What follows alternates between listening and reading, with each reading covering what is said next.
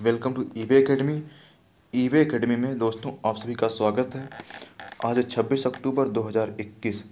आज से मैं आप लोगों के लिए इन्वायरमेंट और इकोलॉजी का जो कुछ महत्वपूर्ण क्वेश्चंस हैं जिनके एग्ज़ाम में पूछे जाने की प्रबल संभावना है या फिर जो पूछे गए हैं उन सभी क्वेश्चंस को मैं इस सेशन में डिस्कस करूंगा। फ्रेंड्स, वैसे इन्वायरमेंट के क्वेश्चन इस तरह डिज़ाइन किए गए हैं जो किसी न किसी एग्ज़ाम में जहाँ पे इन्वायरमेंट क्वेश्चन आते हैं तो पूछे ही जाएंगे। बट इसको मेनली जो डिज़ाइन किया गया है वो Uttar Pradesh teacher eligibility test यानी टीईटी के लिए डिज़ाइन किया गया, जो टीईटी के एग्ज़ाम पॉइंट ऑफ व्यू से अति महत्वपूर्ण है। फ्रेंड, इस सेशन को आप ज़रूर देखिएगा क्योंकि आप लोगों के एग्ज़ाम में इन्वायरमेंट से संबंधित 30 क्वेश्चन आते हैं। आपसे आग्रह है इस सेशन को ज़रूर से ज़रूर देखिएगा क्योंकि ये इन्वायरमेंट की जो क्लास है वो आप लोगों को सफलता तक ले जाने में काफ़ी उपयोगी सिद्ध होगी। तो चलिए फ्रेंड स्टार्ट करते हैं। आज का फर्स्ट क्वेश्चन, पहला क्वेश्चन है, पर्यावरण किससे बनता है? तो पर्यावरण जो है वो एक अविभाज्य समष्टि है जिसकी रचना जैविक घटकों से भी होती है, भू आकृतिक घटकों से होती है और अजैविक घटकों से होती है, यानी कि तीनों से होती है। अब बात है जैविक घटक। तो जैविक घटक से संबंधित इसमें क्या क्या आते हैं? जैविक घटक के अंतर्गत वनस्पति, मनुष्य, जंतु और सूक्ष्म जीव आते हैं। भू आकृतिक घटकों यानी कि ऊर्जा घटक, उसमें सौरिक ऊर्जा और भूतापीय ऊर्जा आते हैं। और अब बात है अजैविक घटकों की, तो इसके अंतर्गत स्थल, वायु और जल आते हैं। नेक्स्ट क्वेश्चन, सतत विकास के लिए क्या आवश्यक है? तो जैसे जैविक विविधता का संरक्षण, प्रदूषण का निरोध एवं नियंत्रण, निर्धनता को घटाना या उपर्युक्त सभी। तो फ्रेंड्स, इसका आंसर उपर्युक्त सभी। अच्छा, सतत विकास क्या होता? सतत विकास यानी आर्थिक विकास और पर्यावरण सुरक्षा के मध्य एक वांछित संतुलन बनाए रखना ही टिकाऊ विकास या सतत विकास है। नेक्स्ट क्वेश्चन, कौन सी क्रियाएं पृथ्वी के कार्बन चक्र में कार्बन डाइऑक्साइड नहीं जोड़ती हैं? तो फ्रेंड, इसका आंसर है प्रकाश संश्लेषण। प्रकाश संश्लेषण यानी फोटोसिंथेसिस। और प्रकाश संश्लेषण में क्या होता है? जो स्वपोषी पौधे होते हैं वह प्रकाश संश्लेषण क्रिया द्वारा क्या करते हैं? वह CO2 को ग्रहण करके अपना भोजन यानी कार्बोहाइड्रेट और ऑक्सीजन का निर्माण करते हैं। तो ये जो पौधे होते हैं ये CO2 को अवशोषित करते हैं, ना कि इसे जोड़ते हैं। ये उनका केवल अवशोषण करते हैं। जो प्रकाश संश्लेषण की क्रिया होती है वो होती है in the presence of light और chloro with the help of chlorophyll. इसमें बनता क्या? Carbohydrate plus oxygen. Next question, सौर विकिरण की सबसे महत्वपूर्ण भूमिका किसमें है? ये है जल चक्र में। सौर विकिरण क्या करता है? वो जल को चालित करता है जिससे जल का क्या होता है? वाष्पीकरण हो जाता है और बर्फ का जो है जल में द्रवीकरण होता है। नेक्स्ट क्वेश्चन, वर्षा की मात्रा निर्भर करती है हवा के दबाव पर, वायुमंडल में नमी पर, जल चक्र पर या फिर तापक्रम पर? तो वर्षा की जो मात्रा है वो निर्भर करती है वायुमंडल में नमी पर। जितना ज़्यादा वायुमंडल में नमी होगी उतना ही ज़्यादा मात्रा में वर्षा होगी।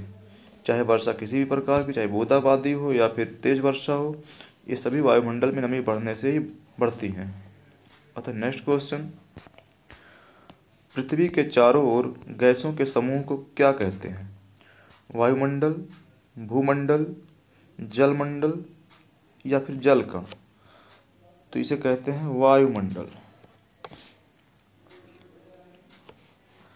जो वायुमंडल में कौन कौन सी गैसें पाई जाती हैं? जैसे नाइट्रोजन है, ऑक्सीजन है, कार्बन डाइऑक्साइड है, प्लस अदर गैसें।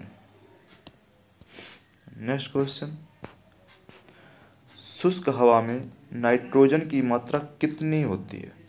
तो ये होता है 78%, जो सबसे ज़्यादा पाई जाती है। अच्छा, दूसरी सबसे अधिक गैस कौन सी है? ऑक्सीजन। ऑक्सीजन लगभग 21% के लगभग, यानी अगर एग्जैक्ट डाटा की बात की जाए तो 20.95%। और कार्बन डाइऑक्साइड 0.038% पाया जाता है। नेक्स्ट क्वेश्चन, निम्नलिखित नोबेल गैसों में से कौन सी वायु में नहीं पाई जाती है?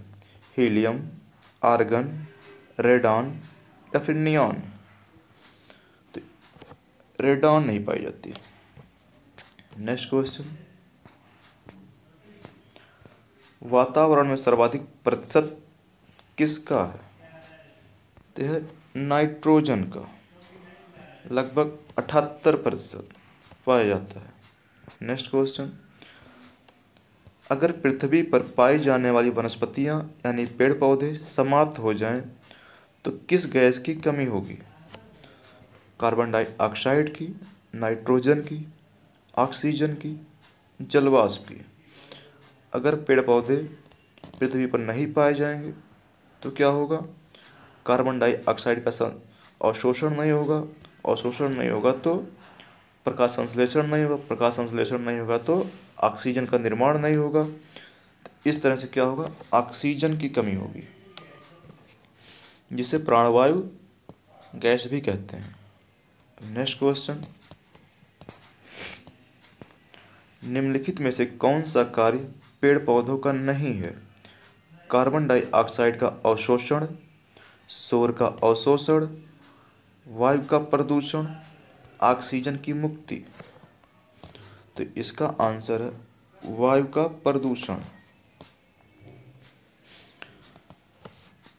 विभिन्न क्षेत्रों में क्या होता है, जो सड़कों के किनारे जो वृक्षों की जो कतारें लगाई जाती हैं, उससे क्या होता है कि ध्वनि प्रदूषण से बचा जा सकता है। वायु प्रदूषण, ये जो पेड़ पौधे होते हैं ये वायु प्रदूषण को रोकते हैं, ना कि बढ़ाते हैं। नेक्स्ट क्वेश्चन, पर्यावरण अपकर्ष से क्या अभिप्राय है? पर्यावरणीय गुणों का पूर्ण रूप से निम्नीकरण, या मानवीय क्रियाकलापों से विपरीत परिवर्तन लाना, या पारिस्थितिकी विभिन्नता के परिणाम स्वरूप पारिस्थितिकी असंतुलन, या उपरोक्त सभी? तो इसका आंसर फ्रेंड उपरोक्त सभी। अच्छा, प्राकृतिक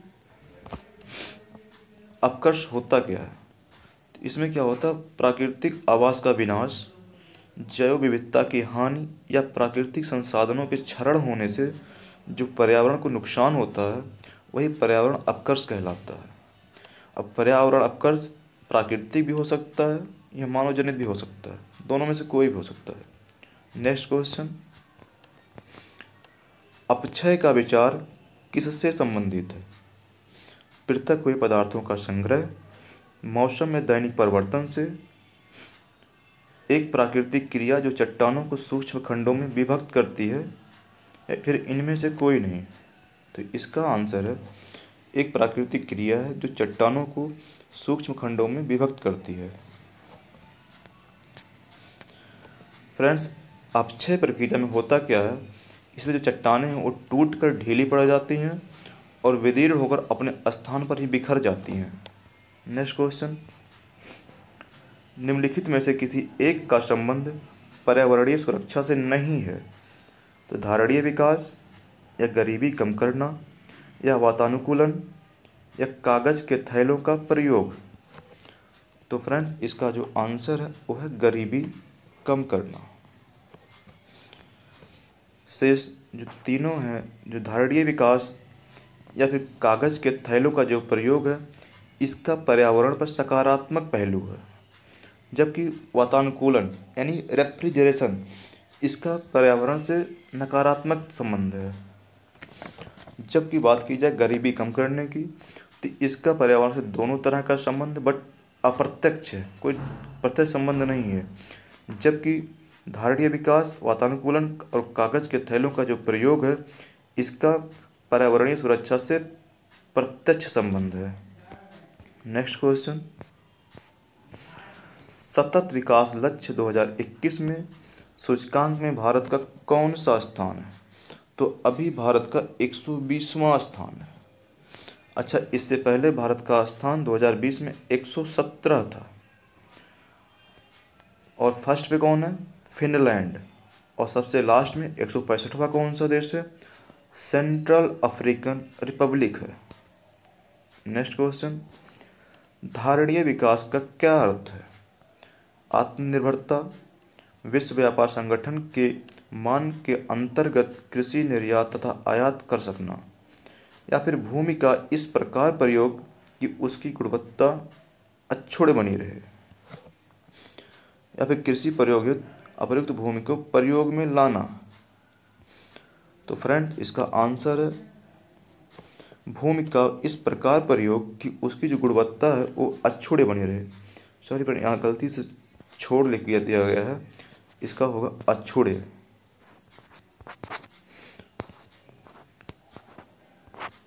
अक्षुण्ण।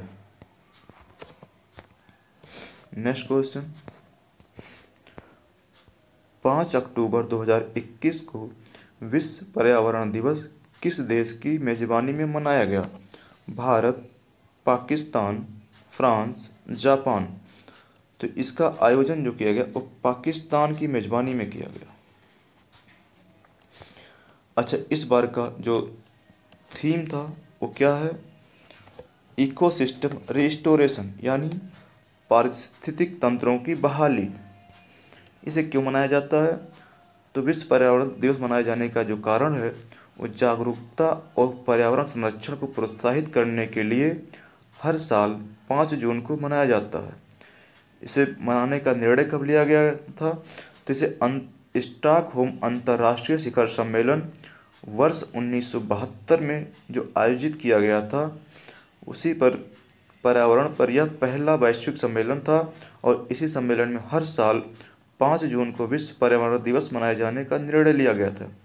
और जो पहला विश्व पर्यावरण दिवस मनाया गया था वह 5 जून 1973 को मनाया गया था। तो फ्रेंड्स, ये थे आज की जो सीरीज़ के पहले करंट इन्वायरमेंट और इकोलॉजी के क्वेश्चन का जो सीरीज़ था, उसमें हमने 17 क्वेश्चनों को डिस्कस किया। अब ये सीरीज़ आगे भी कंटिन्यू रहेगी। और जैसा मैंने कि पहले आपको बता चुका हूँ कि आपके जो Uttar Pradesh teacher eligibility test का एग्ज़ाम है उसमें पर्यावरण से संबंधित 30 क्वेश्चन आते हैं। तो इस हिसाब से या इस लिहाज से पर्यावरण का जो सेशन है वो आपके लिए काफ़ी इम्पोर्टेंट है। ये जो पर्यावरण के 30 क्वेश्चन है वो आपको अपने सिलेक्शन तक पहुंचाएगी। इसलिए फ्रेंड्स, इस सेशन को आप ज़रूर से ज़रूर ज़्यादा से ज़्यादा देखें। फ्रेंड्स, अब इसका दूसरा सेशन कल आएगा। इसमें मैंने 17 क्वेश्चन ही डिस्कस किया हूँ। अब आगे के जो क्वेश्चन वो कल डिस्कस किए जाएंगे।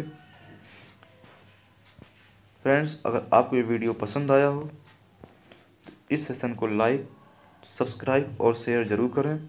और सब्सक्राइब करने के बाद बगल में बने बेल आइकन को प्रेस करके नोटिफिकेशन ऑन कर लें, जिससे इस चैनल पर कोई भी वीडियो अपलोड किया जाए तो उसका नोटिफिकेशन आपको तुरंत मिल जाए। Thanks friends for watching.